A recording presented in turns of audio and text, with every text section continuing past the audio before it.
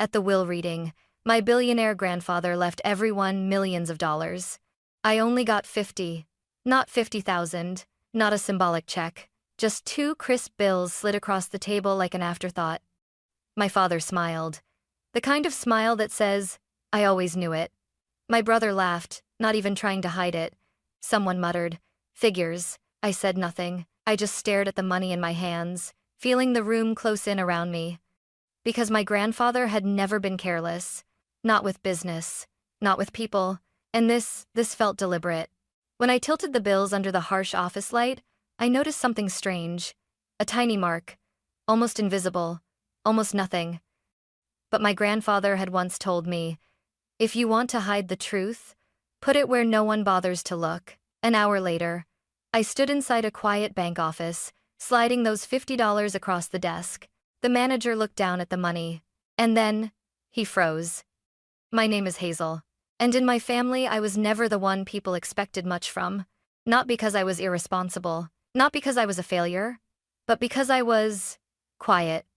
While my brother Ethan learned early how to talk loud, take space, and turn every conversation into an opportunity, I learned how to sit back and observe. While my parents praised his ambition, his confidence, his future, they described me with softer words. Hazel is sweet.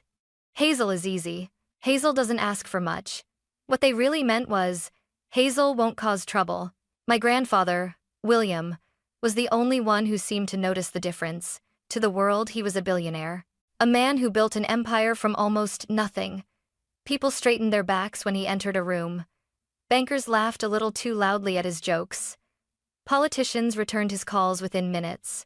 But to me, he was just Grandpa Will, the man who drank his coffee black. Who hated unnecessary noise. Who believed silence told you more about a person than words ever could. When his health started failing, the family suddenly became very busy. Everyone visited, just not for long. My father would stop by in a tailored suit, check his watch twice, and say, Dad, I just wanted to see how you're doing. I've got a meeting. My mother brought flowers that stayed untouched in a vase. Ethan came once, stood near the door, and said, Hang in there, Grandpa. You're strong. Then they left. And the room always felt emptier afterward. I stayed. Not because I thought it would earn me anything. Not because I was hoping for gratitude. I stayed because someone had to. I adjusted his pillows when his breathing became shallow. I read the newspaper out loud when his eyesight weakened. I listened to the same stories over and over again without correcting him, even when I already knew the ending. One afternoon, as sunlight filtered weakly through the hospital blinds, he reached out and held my hand. His grip was fragile, but intentional. Hear that? He asked softly. Hear what? I whispered. The quiet, he said. Most people are afraid of it. He looked at me then, really looked at me, as if he were memorizing my face. You're not afraid, he continued. That's why you're still here. I swallowed hard. Of course I am. He smiled faintly. No, you're afraid of being invisible. That's different. I didn't know what to say to that. Another time, late at night, when the machines hummed steadily and the world felt far away, he said something that stuck with me. Money doesn't show who people are, he murmured. It just removes the mask faster. I laughed softly. You sound like you're planning something. His eyes flickered with something I couldn't quite read. Maybe I am, he replied. I thought it was just the medication talking. I didn't know he was already deciding who I was going to become. When he passed, he did it quietly.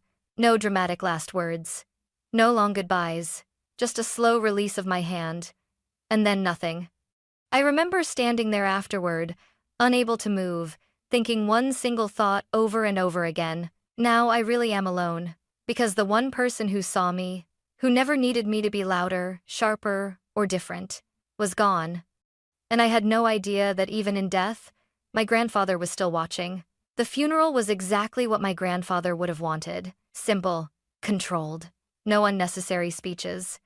Black suits filled the small chapel, polished shoes lined neatly along the aisle, white flowers arranged with surgical precision.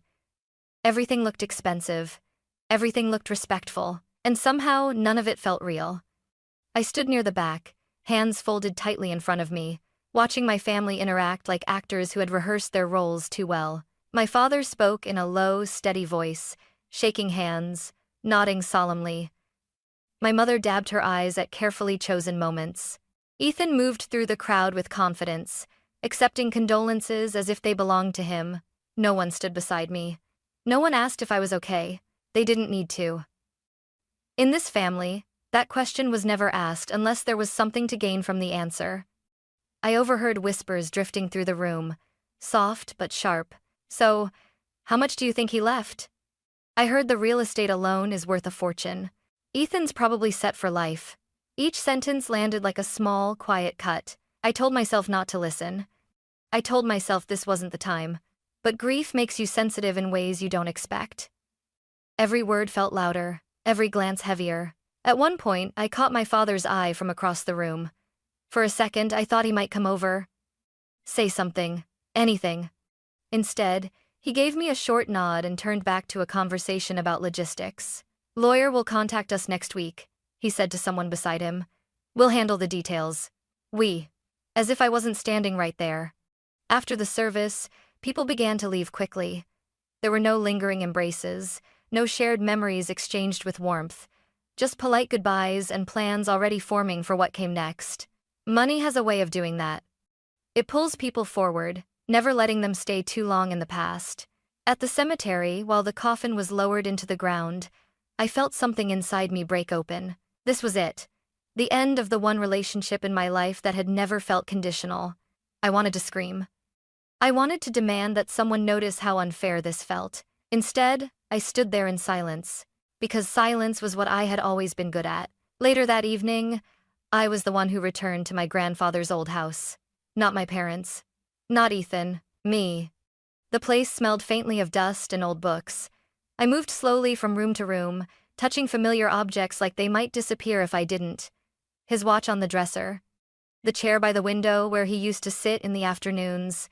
The desk where he kept his handwritten notes, numbers scribbled in tight, deliberate lines. I sat down in that chair and finally allowed myself to cry. Not loudly, not dramatically. Just enough to let the ache breathe. A few days later, an envelope arrived in the mail. Thick paper, formal lettering, reading of the last will and testament of William Carter. The address was a law office downtown. The date was circled neatly in blue ink. My hands trembled as I held it. I didn't expect much. I had trained myself not to. Still, a small, dangerous thought crept in before I could stop it. Maybe he remembered. I folded the letter carefully and set it down, unaware that by the time I walked into that office, everything I believed about my place in that family was about to be tested publicly. The law office was colder than I expected. Not in temperature, in feeling. Polished wood, frosted glass, leather chairs arranged with perfect symmetry, like the room itself was reminding us who belonged and who didn't. I arrived a few minutes early and took the seat farthest from the head of the table, instinctively making myself small. One by one, my family filed in. My father, Richard, walked straight to the front and sat down as if the seat had been waiting for him. My mother followed, lips pressed into a thin line. Ethan came in last, relaxed, confident, already smiling like he knew how this would end. No one greeted me. No one asked how I was holding up. The lawyer, Daniel Ross, cleared his throat and opened the folder in front of him. "We are here to read the last will and testament of William Carter," he said calmly. My heart began to pound. The first name was my father's. "Richard Carter," Daniel read. "A total inheritance of $5 million. My father leaned back in his chair, satisfaction flickering across his face before he masked it with a solemn nod. My mother received $3 million. She let out a breath she'd been holding and reached for my father's hand. Then Ethan, $2 million. He didn't even try to hide his grin. He glanced in my direction, raised his eyebrows and mouthed, "Told you." I stared down at my hands. "Don't expect anything," I reminded myself. "You knew this." Daniel paused, turning the page. "And Hazel Carter." The room went quiet. "For Hazel Carter, the sum of $50. For a moment, I thought I'd misheard. 50. Not 50,000. Not a token gesture paired with some sentimental object. Just 50. A laugh broke the silence. "Ethan's." "Wow," he said, shaking his head. "That's poetic." Someone else chuckled. I didn't look up to see who. My father smiled, not cruelly, Not openly, but with the quiet satisfaction of someone whose long-held belief had just been confirmed. "This proves something," he said lightly. Dad knew who was practical and who wasn't. My mother avoided my eyes entirely. I felt heat rise to my face, then drain away, leaving something cold and hollow behind. I waited for the lawyer to say more, some explanation, some letter, some final message. But Daniel simply slid 2 bills across the table toward me. "Please sign here," he said, his tone neutral, professional. I picked up the money. It felt heavier than it should have. The room buzzed softly around me, whispers, shifting chairs, the quiet relief of people who had gotten exactly what they came for. No one spoke to me. No one asked if I was okay. I didn't cry. I didn't argue. I didn't defend myself. I just stared at the bills in my hands, because my grandfather had never been careless. And when I tilted the money slightly under the overhead light, I saw it, a tiny mark, so faint it could have been a mistake. Except I knew better. I folded the bills carefully, slipped them into my purse, and stood up. "I think we're done here," I said quietly. No one stopped me. As I walked out of the office, I heard Ethan laugh again behind me. But for the first time, something inside me wasn't breaking. It was waking up. I didn't go home right away. I sat in my car in the parking garage beneath the law office, engine off, hands still wrapped tightly around my purse. My reflection stared back at me from the windshield, pale, tense, but strangely focused. $50. I pulled the bills out again, smoothing them carefully on my lap. Most people would have shoved them into a wallet and forgotten about them, or torn them up in anger, or laughed it off pretending it didn't hurt. But my grandfather had taught me to look closer. "Details," he used to say, tapping the side of his notebook. "That's where the truth hides." It was unsettling. I tilted the bills under the dim garage light. There it was again. A tiny line, almost like a scratch, near the serial number. Not random, not accidental. One mark on the first bill, another on the second. My pulse quickened. I checked the numbers. On one bill, 3 digits were faintly underlined. On the other, 2 more positioned so precisely they had to mean something. This wasn't a stain. It wasn't wear and tear. Someone had done this on purpose. He did this, I thought suddenly. The idea sent a shiver through me. My grandfather had always been meticulous. He hated leaving things unfinished, hated loose ends. If he wanted to leave me nothing, he wouldn't have bothered with $50 at all. Unless the money wasn't the inheritance. Unless it was the key. I drove across town without really thinking about it, my hands tight on the steering wheel. The address came to me instinctively, pulled from memory like a long-buried file. The old bank. The one my grandfather had used for decades. The one he trusted when he trusted no one else. The lobby was quiet when I walked in. Marble floors, soft lighting, the smell of paper and polish. It felt like stepping into a different world, one where voices stayed low and secrets stayed buried. I approached the front desk, my heart pounding. "I need to speak with the branch manager," I said, trying to keep my voice steady. "It's about my grandfather, William Carter." The receptionist's expression changed instantly. "One moment, please." A few minutes later, I was led into a private office. The man behind the desk stood as I entered. Gray hair, sharp eyes, calm, professional posture. "I'm Mr. Thompson," he said. "How can I help you, Miss Carter?" I didn't waste time. I placed the 2 bills on his desk and slid them toward him. "These were left to me in my grandfather's will," I said. "And I think he marked them." Mr. Thompson frowned slightly, then picked up the money. At first, he looked bored, polite, indulgent. Then his eyes narrowed. He leaned closer, turned the bills, checked the serial numbers, and then he stopped moving. The color drained from his face so quickly it startled me. "Where did you get these?" he asked, his voice suddenly careful. "You already know," I replied.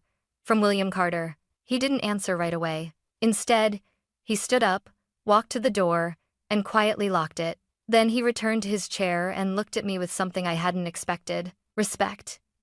"These markings," he said slowly, "are not a coincidence." My breath caught.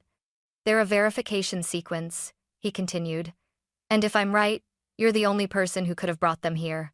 I felt dizzy. "What does that mean?" I whispered. Mr. Thompson folded his hands on the desk. "It means," he said. Your grandfather left something outside the will, something no one else was meant to touch. The room felt suddenly too small. And the money? I asked. He glanced at the bills one more time. The money, he said quietly, was just the invitation. My grandfather's voice echoed in my mind. If you want to hide the truth, put it where no one bothers to look. And for the first time since the will reading, I understood. The real inheritance hadn't been announced in that cold office. It had been placed directly into my hands. Mr. Thompson didn't rush me. He sat back in his chair, studying my face the way someone does when they're deciding how much truth another person can handle at once. Before we go any further, he said carefully, I need to confirm your identity. I nodded, hands trembling slightly as I handed over my ID. He examined it, typed something into his computer, then paused when the screen responded. His jaw tightened almost imperceptibly. It's exactly as he said, he murmured. As who said? I asked. Your grandfather. My heart began to race. Mr. Thompson stood and walked toward a large steel cabinet set into the wall behind him. He opened it with a key, then another code, moving with the practiced ease of someone who had done this before but not often. There's a private deposit box here, he explained, registered solely to William Carter. It exists outside the will, outside probate, completely separate. My throat went dry. Why wasn't anyone else told about it? He looked at me then, his gaze steady. Because your grandfather instructed us not to tell anyone, he said, unless they came with proof. He placed the 2 bills beside a document on his desk. These markings, he continued, are part of a verification system he designed himself. He believed numbers tell the truth if you know how to read them. That sounded exactly like him. I followed Mr. Thompson down a quiet corridor, the air growing cooler with every step. We stopped in front of a heavy door, and he entered a code I didn't recognize. The door opened with a soft click. Inside was a small room lined with secure boxes. He unlocked one and slid it open. I wasn't prepared for what I saw. Neatly arranged gold bars reflected the light. Folders labeled with company names I recognized instantly. Investment documents, bonds, accounts. I felt my knees weaken. This, I whispered. This is approximately $32 million, Mr. Thompson finished calmly. Conservatively, I covered my mouth, tears blurring my vision. But it wasn't the money that made my chest ache. It was the envelope resting on top of everything else, plain, cream-colored, my name written in my grandfather's familiar handwriting, Hazel. My hands shook as I picked it up. He left that specifically for you, Mr. Thompson said softly. We were instructed not to open it, ever. I nodded, barely able to breathe. We returned to the office, and once I was seated, I finally opened the envelope. The paper inside was folded carefully, as if he'd taken his time, as if he knew I would. My dear Hazel, if you're reading this, it means you saw what others didn't. That already tells me I was right. Tears slid down my cheeks before I could stop them.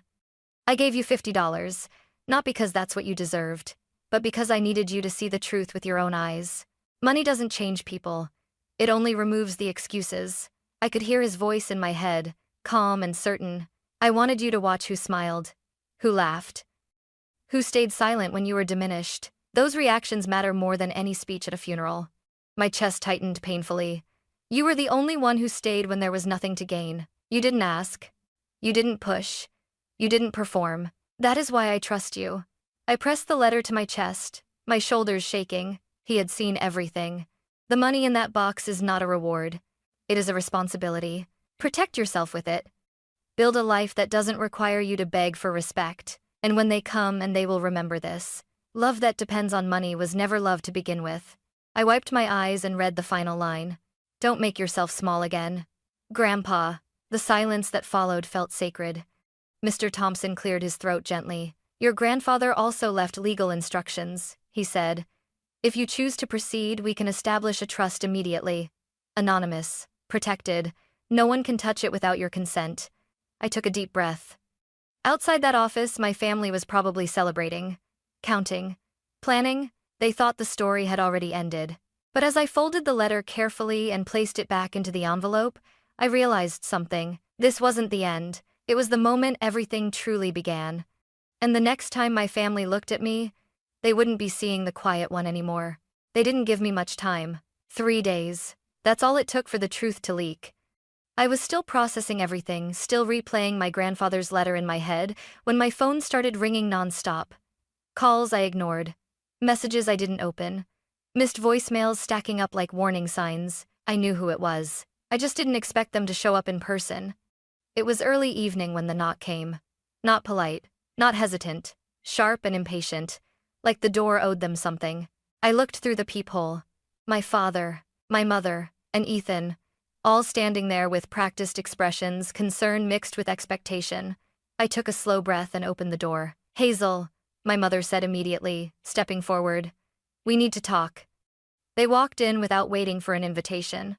My father glanced around my apartment, eyes scanning the furniture, the shelves, the quiet space like he was searching for proof. "You kept this place very modest," he said. "Interesting." I said nothing. Ethan leaned against the counter, arms crossed, smirking.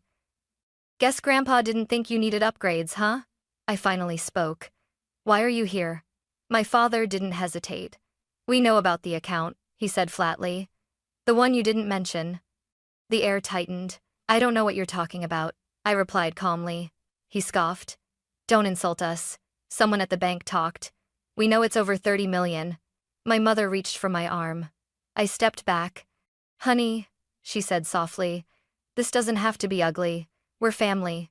Ethan laughed. "Yeah, family. That thing you forgot about the second you got rich." Something snapped, not loudly, but cleanly. "You laughed at me," I said. "At the will reading. Do you remember that?" Silence. I continued, my voice steady but sharp. "When I was handed $50, did any of you stand up for me? Did anyone say it was unfair?" My father frowned. "That's not the point." "It is," I said. "It's exactly the point."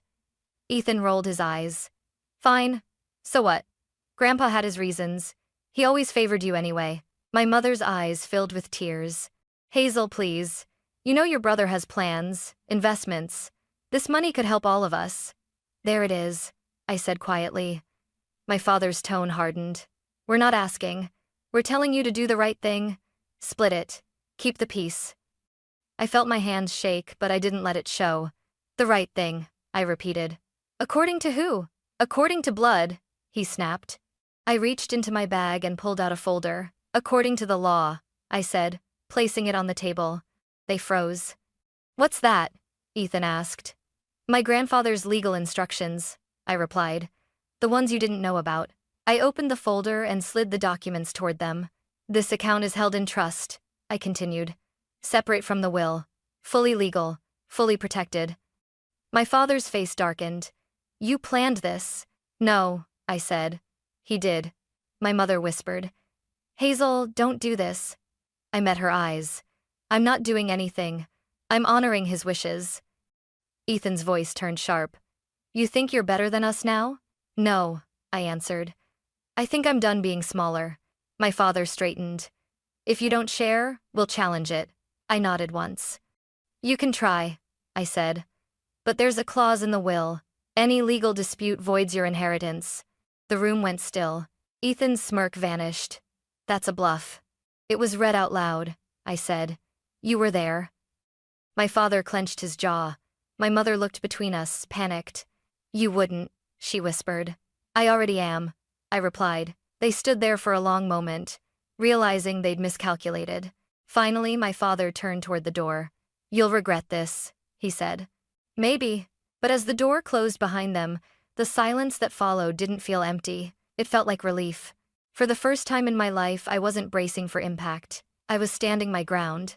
And I knew without a doubt, this was the moment my grandfather had been preparing me for all along. The silence after they left didn't end that night. It spread. At first, it was subtle.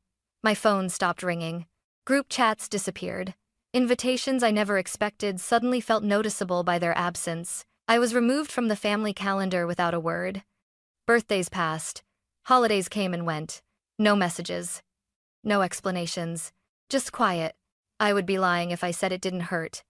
Some nights, I sat alone on my couch, staring at my phone, wondering if I had gone too far, if I had been too harsh, if choosing myself had meant choosing loneliness.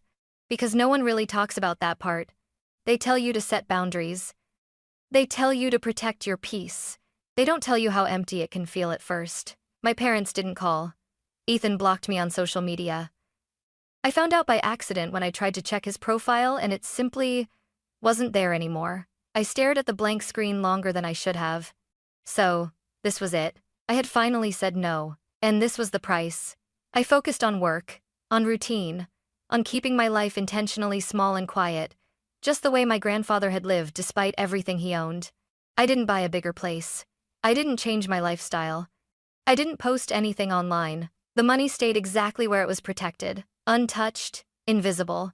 Because the truth was, money had never been the thing I wanted. What I wanted was safety. Weeks later, I stood in a courthouse hallway, signing documents to finalize the trust. The lawyer explained everything carefully, emphasizing words like protection, consent, control. "This ensures no one can pressure you," she said gently. "Not now, not later." I nodded. Pressure had defined my entire upbringing. This was the first time I felt free from it. Life moved forward in small, quiet ways. I met Lily a year later. She was born on a rainy Tuesday morning, tiny and red-faced and perfect. When the nurse placed her in my arms, something inside me rearranged itself completely. I looked down at her and made a promise I didn't say out loud. "You will never have to earn love by shrinking yourself." My parents didn't come to the hospital. They didn't send flowers. They didn't ask. And surprisingly, that no longer shattered me. Because as I watched Lily sleep against my chest, her small fingers curled around mine, I understood something my grandfather had known all along. Family isn't defined by who shows up when there's money on the table. It's defined by who stays when there's nothing to gain. Still, sometimes late at night, when the world was quiet, I wondered if this distance was permanent, if the door I had closed would ever open again. I didn't chase the answer. I had learned that peace doesn't come from fixing people who don't want to change. It comes from choosing a different future. And I was finally ready to build one, even if I had to do it without them. Life didn't change overnight. There was no dramatic victory scene, no apology tour, no sudden realization from my family. What changed was quieter than that. Safer. I moved slowly, intentionally. I worked with lawyers and advisors who answered to me and only me. The trust my grandfather had prepared became a wall I didn't have to explain, justify, or defend. For the first time, no one could corner me with guilt. No one could threaten me with family. No one could make me smaller for their comfort. And I didn't feel powerful, I felt protected. As Lily grew, I built a life the way my grandfather had taught me, simple on the surface, strong at the core. I invested carefully. I set aside a future for her education. I donated quietly to causes that supported women who needed legal protection, women who were told, "That's just how family is," because I knew how dangerous that sentence could be. Sometimes, people ask if I regret it. If I regret not sharing. If I regret walking away. If I regret being labeled cold or selfish. I don't, because regret comes from acting against your own truth. And for once, I hadn't. My grandfather didn't leave me $50. He didn't even leave me millions. He left me clarity.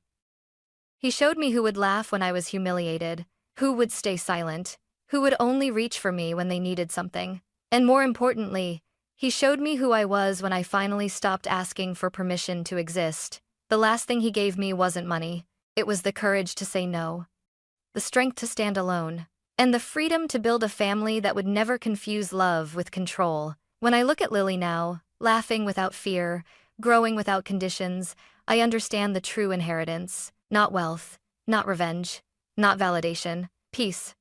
And that was worth more than every dollar he left behind.